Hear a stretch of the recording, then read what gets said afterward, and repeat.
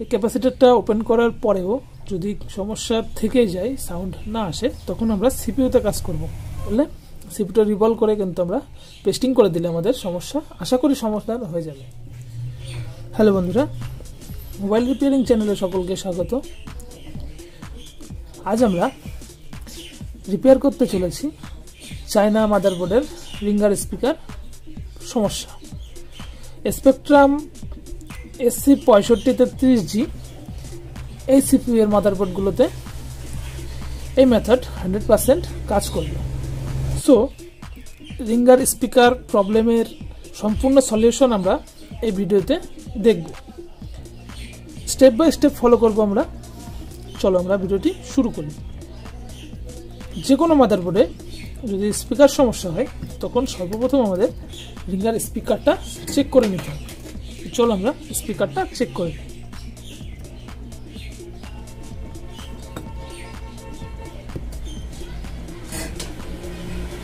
এর জন্য আমরা মাল্টিমিটারের সহায়তা নেব।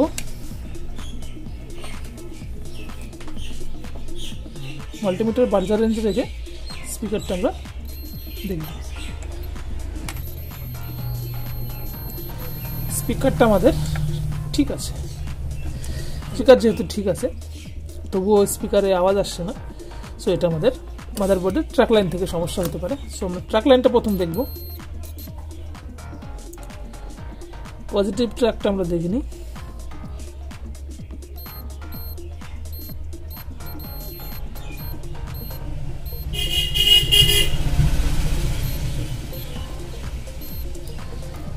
পজিটিভ ট্র্যাকটা কিন্তু ঠিক আছে।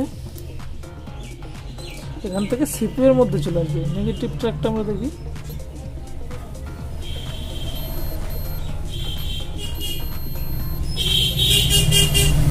এই যে তিনটে ক্যাপাসিটার, এই তিনটে ক্যাপাসিটারে কিন্তু নেগেটিভ পজিটিভ দুটো সামঞ্জস্য আছে।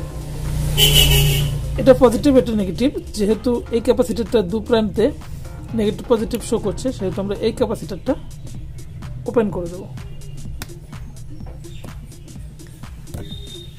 এই ক্যাপাসিটারটা ওপেন করার পরেও যদি সমস্যা থেকে যায়, সাউন্ড না আসে, তখন আমরা সিপিইউতে কাজ করব। আমরা কিন্তু সিপিইউতে কাজ করলে সিপিইউটা রিভলভ করে কিন্তু আমরা পেস্টিং করে দিলে আমাদের সমস্যা আশা করি সমাধান হয়ে যাবে। পরে যদি না হয়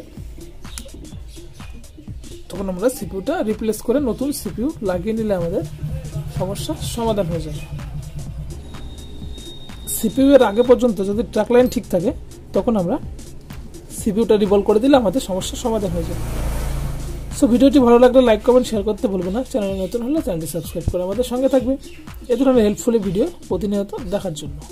আজকের মতো এই পর্যন্তই, দেখা হবে পরবর্তী ভিডিওতে। সকলেই ভালো থাকবে।